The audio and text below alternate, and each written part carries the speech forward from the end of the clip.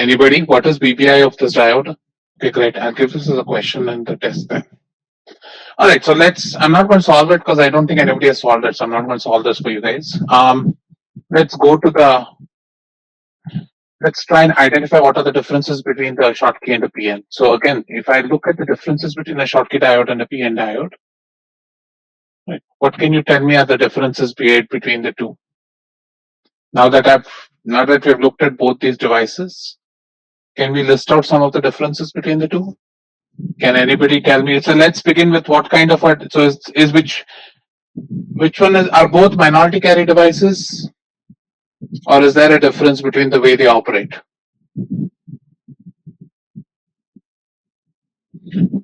PN is a minority carrier. What about Schottky?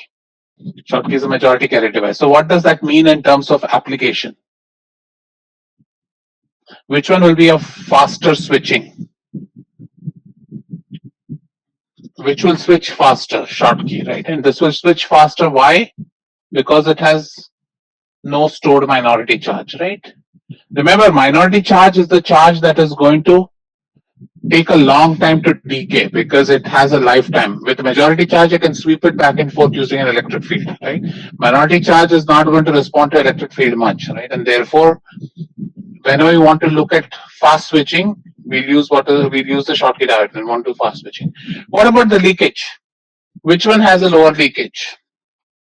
Suppose I assume that the N-type doping concentration is the same in both PN and Schottky diode. Which one is going to have a higher leakage and why? So I get two answers. PN has higher leakage. So are you guys saying PN has lower leakage or higher leakage? Madan says PN has lower leakage. And why is that? Why does the PN have lower leakage than Schottky? You guys are right. Can you justify it? No, lesser traps is not correct. Why did you guys tell me that it is lower? You're right in the sense that generally this has lower leakage than the Schottky. I want you guys to justify to me why that is the case. Why did you say that? So the current is diffusion limited and it dies down it dies down with time, so we get more leakage. But in Schottky, it doesn't die down.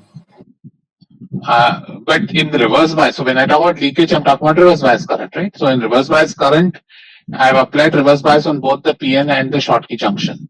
Both of those have the same reverse bias. So, but we still said something like the leakage current at the Schottky is higher. The reverse bias, so if I bias both the diodes in reverse bias, for the same area, you're telling me the Schottky diode is going to have a higher current. And you guys are right. I'm just trying to ask you guys to question your assumptions. What is it why do you guys believe that? So the big difference between the Schottky and the PN is what is known as, I briefly alluded to it in the previous lecture, is what is known as thermionic injection, right? The barrier for the carriers to surmount in the case of a Schottky is going to be much less than the barrier for the PN junction, right? Let's think about a Schottky diode. Suppose this is an N-type Schottky, right? And N-type Schottky, suppose I applied a negative voltage to the metal side, right? So then this is the difference between the two. Now when I applied a negative voltage here, right? What happens to the leakage current here? A negative voltage here is going to basically force holes to come up here, right? And if you look at the barrier for holes, right? It's not going to be as big as it is here compared to PN junction. PN junction, you have the entire VBI plus VR, right? Here that barrier is going to be much less. So typically what you see is that the barrier is less in the case of a Schottky than in reverse bias, right? And hence the leakage in the Schottky is going to be more. So again, this is another example where you're trading off speed for power, right? So when you want to use the Schottky diode, you need to ensure, or you need to look at your power budget, ensure that your power budget can actually tolerate that kind of higher leakage in the Schottky, and then you can use that if need be, right? So these are some of the major disadvantages or advantages of the PN junction versus the Schottky. And we'll see that a lot of times, in very few applications, you can use both together. Generally, the applications will be in such a way that you use one or the other. For example, let me give you, let's do a let's pick an example. Say I want to do a photo detector. If I want to make a photo detector, which one would you guys recommend? Should I use a PN junction or a Schottky diode? What is a photo detector? A photo detector is a device which gives me a current which is proportional to the amount of light that is incident upon it, right? So if I want to build a photo detector, would you guys recommend I use a PN junction or a Schottky junction? PN junction. And why is that? One of you can unmute yourself and tell me, why do you guys think that we should use the PN junction? So the sensitivity is very, very important for a photo detector. So we don't want any sort of leakage current which will give false results in such a. Correct. So that's perfect. So here what you're saying is, for your application, sensitivity is important, and hence I will pick a PN junction, because many a times my incoming signal may be very weak, and I need to differentiate that incoming signal from the point when there is no signal. So I need a very large gap between when there is no light falling on the diode to when there is a small amount of light falling on the diode. And for that reason, because I need that high sensitivity, I'm using a PN junction, right? And so, but is there a chance where you'll say, no, I would rather use a metal shot, I'll use a Schottky? Is there some, can you think of a photo detector application which might skew in the other direction? So let's say if we are using it as a signal for something which we have to like immediately change whenever some input falls. So then we have to trade off speed with sensitivity.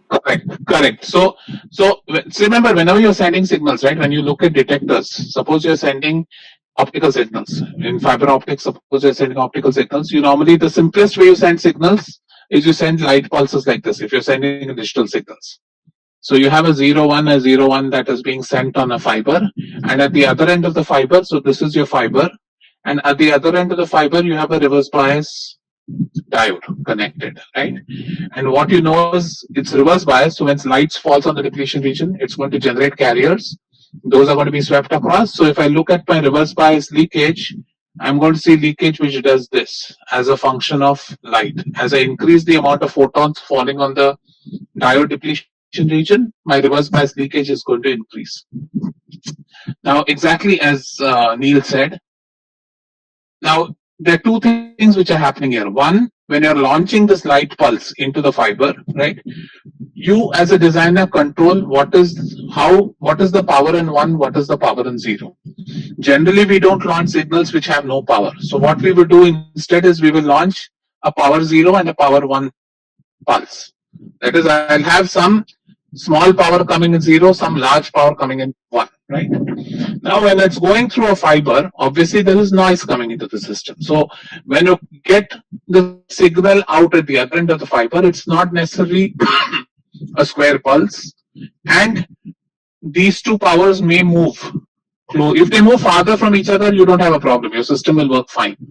The problem comes if P0 increases and P1 decreases, right? Then you're not able to differentiate the two, right? And so in the first case where Vedant said he wants to do a PN junction, it's right because he's considering a system where there's a lot of noise coming into the system, and there's a possibility that P1 and P0 are going to get closer to each other at the end of this fiber. And in that case, you are going to prefer a PN junction detector over a Schottky detector. However, you're using it for a high-speed link, say, where you have a fast switching network here. Then you need to also worry, because every time a P1 comes followed by a P0 pulse, P1 is going to generate a lot of carriers in the depletion region. So when the 0 comes again, all these carriers have to be swept out before you can read a lower current, right? So you'll see current having spikes. And so basically what's going to happen then, so if you have this data coming very often, then you would have to ensure that this diode can quickly clean out data, right? So there again, you'll see you're trading off sensitivity for speed. Now, depending on what your system you're designing for, what your customers' requirements are, you'll make a judicious choice or an engineering choice. Okay, so good. So the last thing I wanted to talk to you guys about is the ohmic contact. So Again, we said an ohmic contact is important because if you think of any device, then you think of a MOSFET, right? We'll discuss MOSFETs next week. A MOSFET is a structure which looks like this, right? You have a gate and you have a source and a drain terminal. So when you connect this source and drain into the circuit, you're connecting it through a external wire, right? And so this interface between the metal and the semiconductor, this is your contact. And you want this contact to have as low a resistance as possible because you want the resistance between the drain and source to be controlled by the MOSFET and not by the contacts in the MOSFET, right? And so it's very important to understand the technology of how to create ohmic contacts, right? And so we looked at it. So the two ways to create ohmic contacts, can somebody recall what are the two ways to do it? So suppose I ask you create an ohmic contact, how would you pick the metal and the semiconductor? So let's see from the metal side. Suppose I've given you a semiconductor. Say I want to make an ohmic contact to N-type silicon, right? So suppose I say I've given you N-type silicon. So N-type silicon has an electron affinity of 4.0. What should the work function of the metal be to get the best ohmic contact? Right? So work function should be less than phi s, right? And so therefore, if you think about silicon, for example, in N-type silicon, you know that if it's a heavily doped N-type silicon, your phi s will be approximately equal to chi, right? Because your Fermi level in the N-type semiconductor is going to be close to the conduction band, right? So in that case, you'll pick a metal work function, which is of the range 4.1 to say 4.2 or 4.3. Right? And so typically these metals include aluminum, titanium. Those are the low work function metals, which will give you good contacts to N-type silicon. Suppose I want to do P-type silicon. What kind of metal work functions do I need to think about? So in P-type, suppose I want to contact to P-type semiconductor, just purely from the barrier height, what should my phi m be? Phi m should be greater than phi s or less than phi s. This is why you should have done the problem I gave yesterday. For a P-type semiconductor, what should the work function be? Should it be greater than phi s or less than phi s?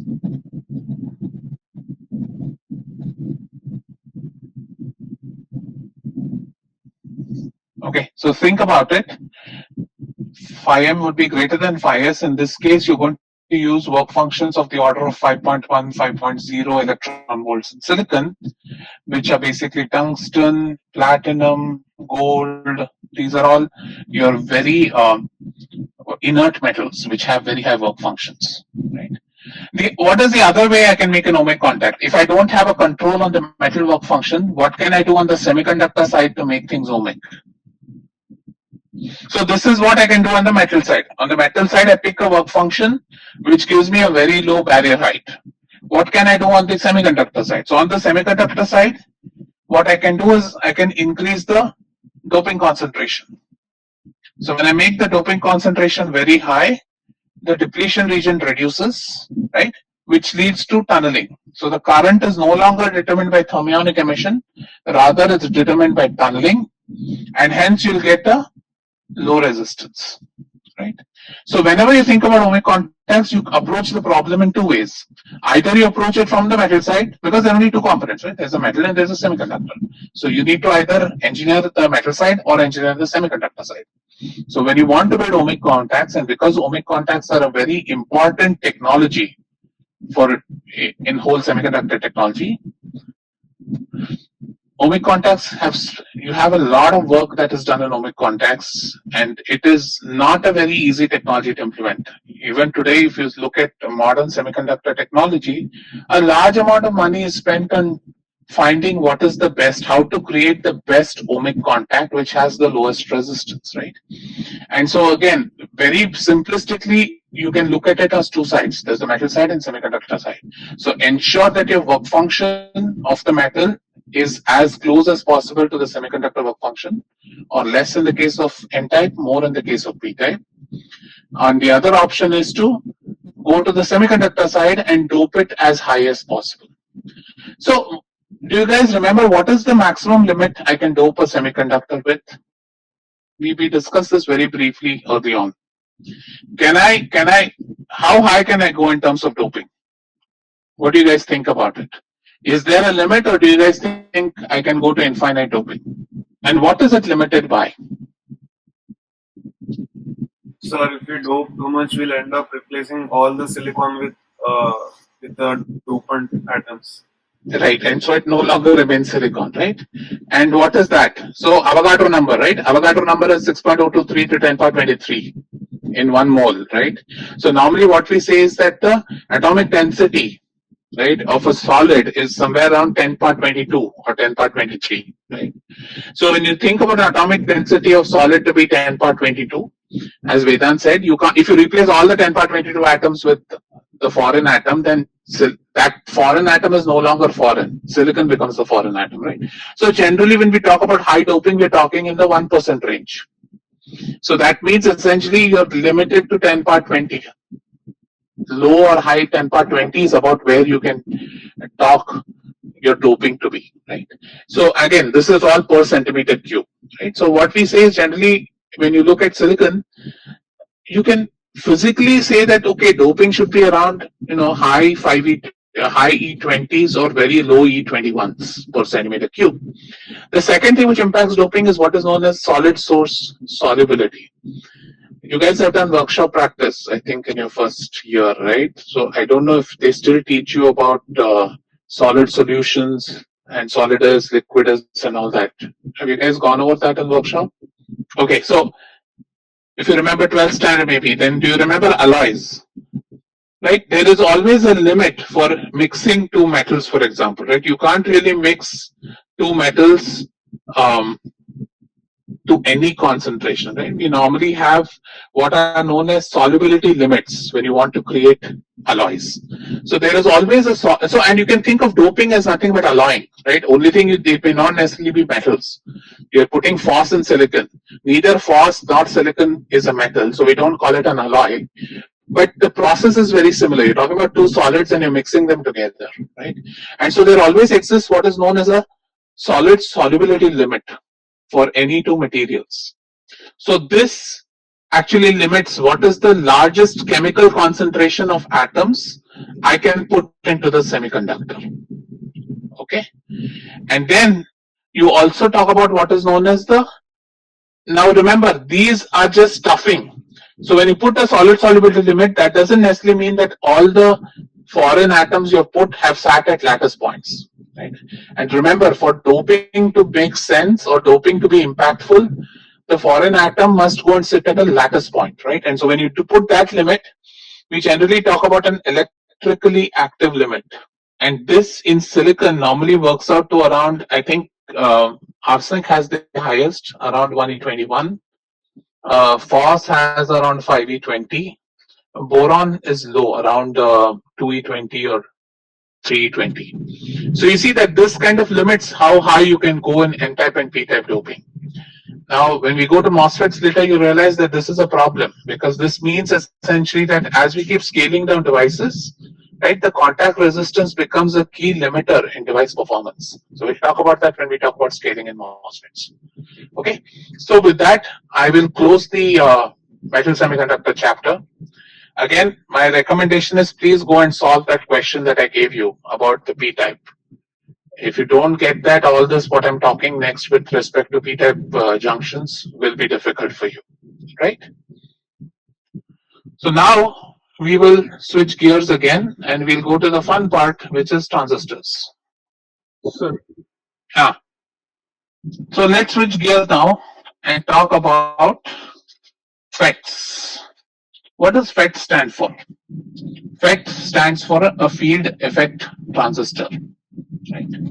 So now let's first start with basics, since you guys have all done ES and all of you are experts in electronics.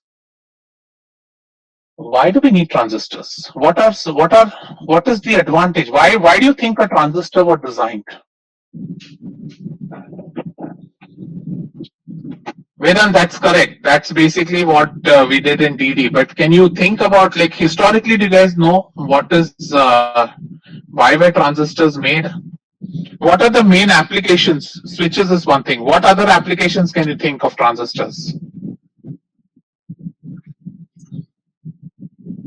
higher efficiency, Ritwich, higher efficiencies with what do you mean by efficiency? Like why were vacuum tubes used, or why were vacuum tubes a problem? Ayush said a very important thing. What does this mean? What does this term amplification mean?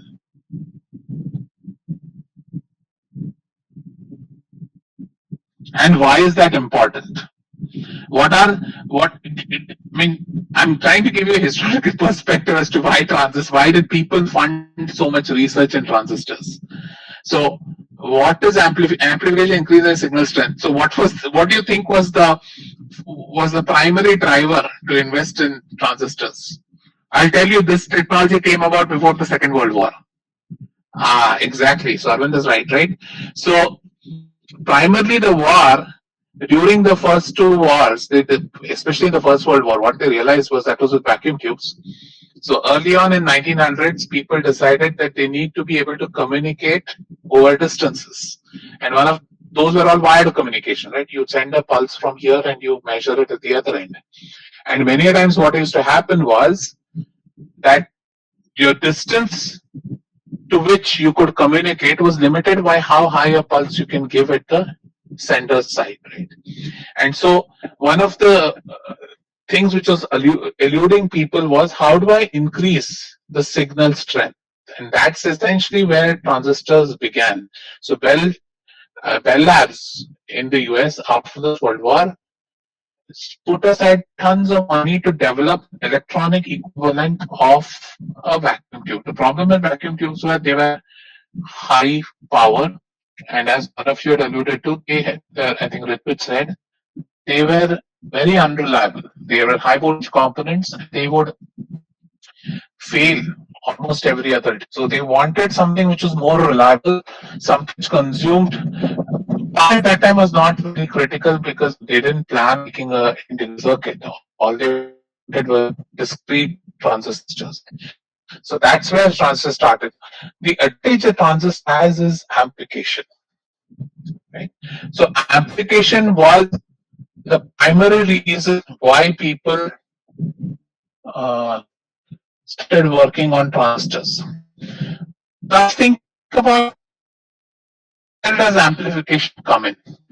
So since we guys done some of it in BD, and since you guys now know how a transistor works, let's talk about this. So this was an N MOSFET, right? Gate, drain, and source. How does it work as an amplifier? Looks like I'm having issues with my network. Just a sec. Okay, is this better or is it still the same?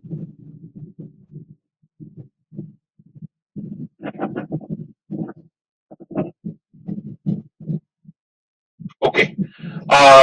It looks like the network on campus is getting annoying. Anyway, so now if I want to amplify, so how would I amplify something?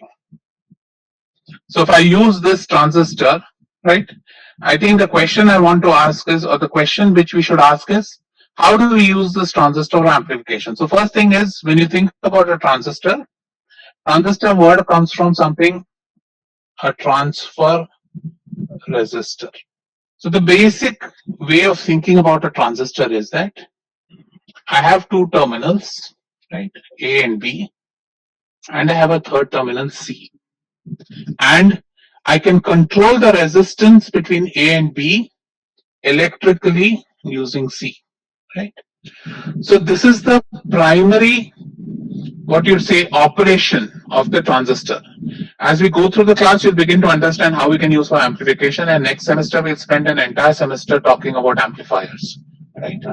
But what I want you to remember is that a transistor, very basically, is giving you a control of a resistance between 2 points, right?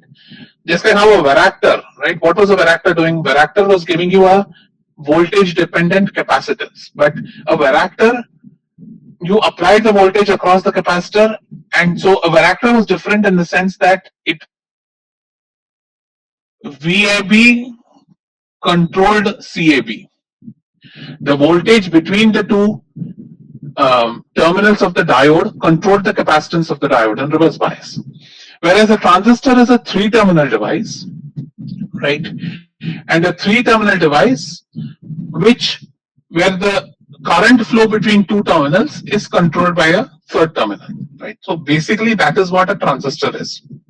And then we saw that initially transistor started off as an amplification, as a means to provide amplification, and later on we figured out that we can do Boolean logic with that, and so then transistors came into being, and now almost all electronics is based off transistors.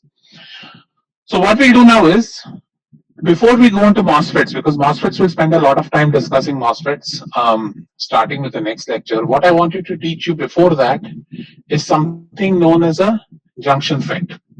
Okay. And this is a simple device to understand because it's based on a PN junction. So let's think about a device which looks like this. So I've created a sandwich, okay, of a P plus, N, and P plus. Okay, so these are three regions, and I have a contact provided to the N region. So let's draw this. Right, so this drain is a contact provided to the N region, S is a contact provided to the N region. And I have P plus on either side, on the top and bottom of the N region. Okay. Now, what you can see here, what are the kind of, if I think about this device, what do you see here? How many, do you see any device you know here in this diagram? How many diodes do you see? Correct. You see a PN junction and NP junction, right?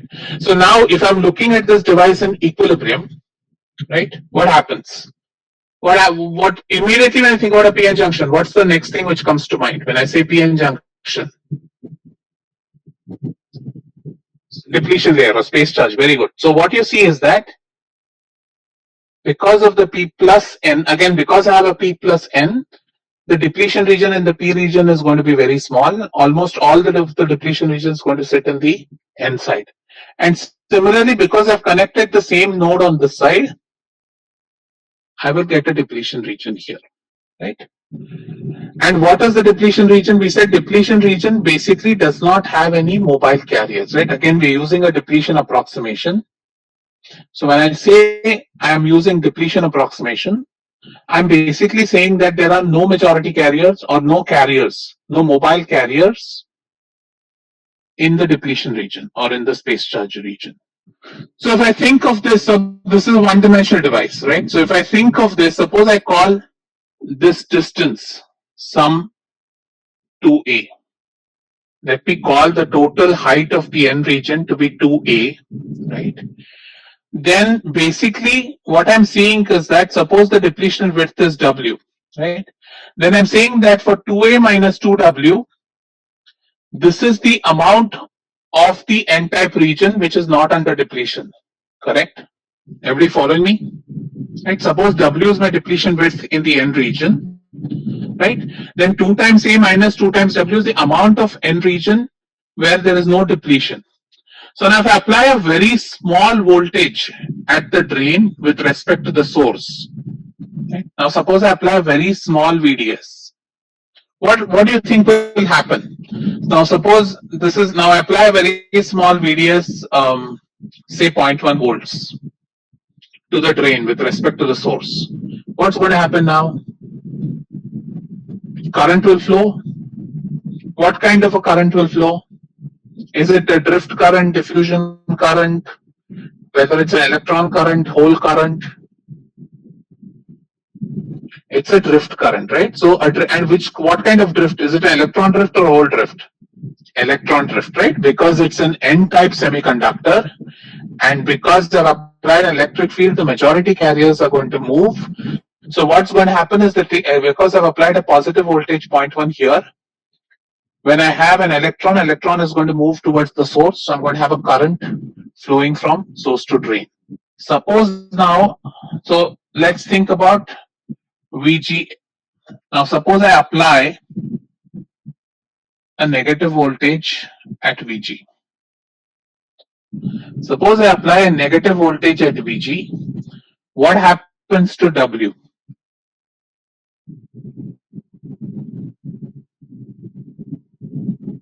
W increases.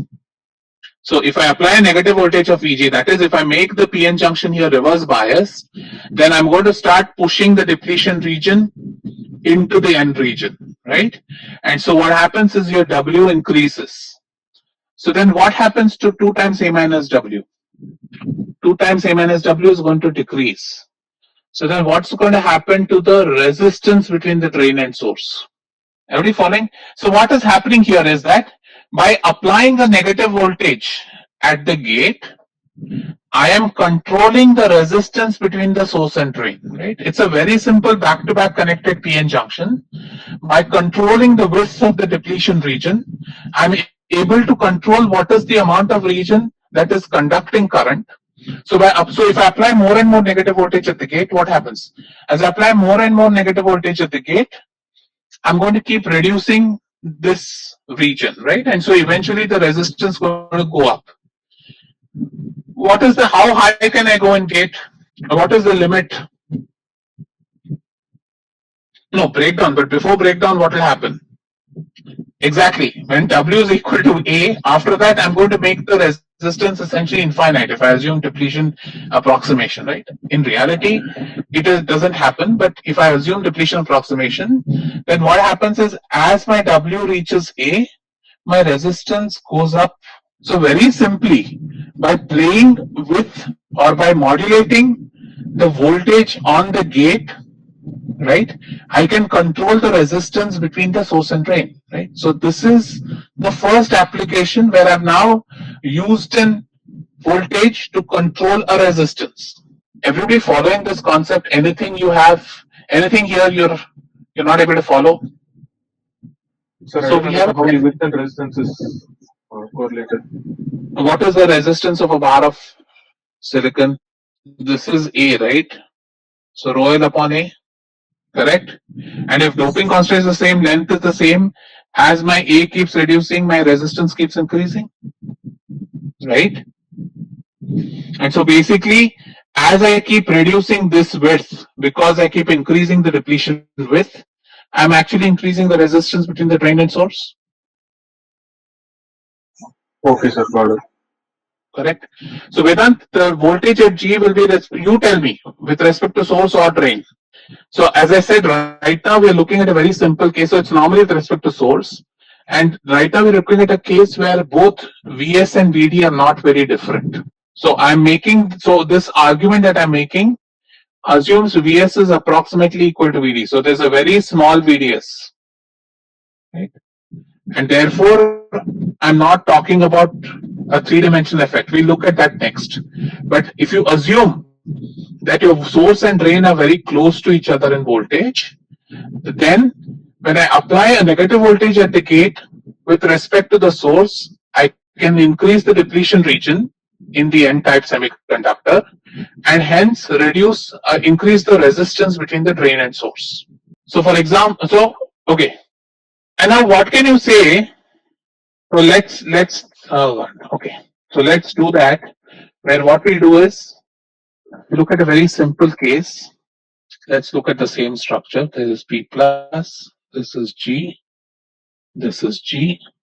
P plus, source, drain, right? So when VDS is very small, I can treat my depletion region to be roughly a constant from source to drain, right? And in that case, if I plot my IDS versus VDS, how would it look?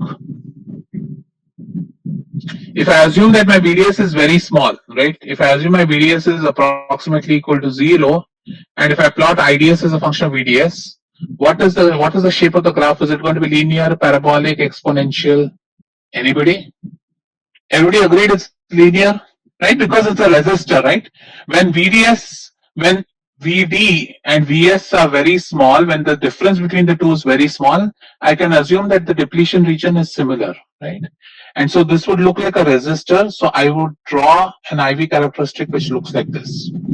And this is true only in the case when VDS is very small. Okay. Now let's think about what happens. Let's look at the same device now. Again, this is P plus, this is P plus, Gate is on both sides. Now let's assume when VDS is very high, that is VD is greater than VS. So let's assume that VS is 0 now, right? And let's say VD is say 4 volts, right? And say VG is 5 volts. Let's call it. Let's do this instead. Sorry. What I'll do is I'll say VGS is minus 5 volts, right? I will say VS is 0 volts, and I'll say VD is minus 4 volts. Okay. So let's think about the depletion region. So first of all, when I have set up the device which looks like this, that is my VS is no longer equal to VD. Now can you tell me how the depletion region will look? So let's ask ourselves, is the depletion region going to be constant from source to drain, or is it going to vary between source and drain? So Vedant, you're right. Can you explain why it should vary? Sir, near the N side, the difference between the voltages of near the S side, the difference is larger. Therefore, the Correct. depletion region will also become wider over there, but not Correct. as wide as the other side. Right. So what essentially happens is, if you think about this, right, you see that between gate and source here, right, if source is 0, gate is minus 5, the voltage between the gate and source here is going to be minus 5 volts. So the depletion region is going to be larger here, right? Let's assume it's somewhere here. Look at gate and drain, right? Gate and drain will have a voltage of minus 1 volt, say. So when it is minus 1 volts, its depletion region is going to be smaller, right? The depletion region goes as square root of VR, or the reverse bias voltage, right? So depending on which terminal has where the voltage difference is larger, you're going to have a larger depletion region. So what happens is your depletion region looks like this, right? So you begin to see that the depletion region needn't be constant across the entire length of the device. So across the length of the device, the depletion region needn't be a constant. The depletion region depends on the local potential difference between the gate and the semiconductor, right? Everybody following that? It's a key concept here. And this, because we'll come back to this again when we do MOSFETs, when we do BJT, everything, right? So remember that potential is a two-dimensional quantity. It's no longer one-dimensional, right? In all our cases before, we were considering 1D devices, right? When we looked at a PN junction, we just looked at a 1D device. So we could talk about V versus X. Now we are looking at a two-dimensional device because there's a length parameter here and there is a width parameter 2A here, right? So your voltage in this device is going to be a function of X comma Y. Following? And the way we thought about this here is we looked at the two extremities and we said that this should be linear. So when I make this assumption that the depletion region is linear, this assumption or this approximation is known as a gradual channel approximation. So we say that the depletion region is varying linearly as you go from source to drain. And this, again, we'll do this in next class. We'll understand how this impacts the current and all. But I want you to ask me any questions right now if you don't understand the potential profile. Always remember, when we think about transistors going forward now, we will have to worry. So MOSFETs and JFETs, we will need to think about potentials as a two-dimensional quantity, not a single dimension. We'll go back to BJT. BJT is again PN junction based, so we'll go back to one dimension. But for the MOSFET, you need to be very clear how the potentials look like. Okay, so Rituj, the approximation I'm saying is that the depletion region of this semiconductor varies linearly with L. So what I'm making the assumption is that this function, if I plot 2a minus 2w, 2a minus 2w is linear with respect to n or to x. That is, as I walk from the source towards the drain, my depletion region increases linearly. Ritesh, we'll come back to this. I think I'm running out of time right now. We'll come back to this on the Saturday's class. Okay, I will go through what is it that being approximate. The reason is this chapter is supposed to be qualitative. We are not going to do the mathematics of the JFETs simply because we don't have the time this semester. But I wanted to understand qualitatively what's happening in the JFET because we are going to use this later in the MOSFET. So Arvind, I will again talk about this. The gradual channel approximation works okay as long as your VDS and VGS are roughly similar to each other. When you start sending, when VDS becomes much higher than VGS, then the gradual channel approximation breaks down. And we'll talk about that. I don't know if I'll get a chance to talk about it in JFET, but in MOSFET, definitely I'll talk about it. But what we're essentially doing here is that and I'll start next lecture with telling you what the gradual channel approximation, what is it that we're approximating. Okay? Exactly, Rohit, we made that approximation, and I'll again go to why we approximation. Okay? All right, so I'll stop here and I'll take any questions that you guys might have.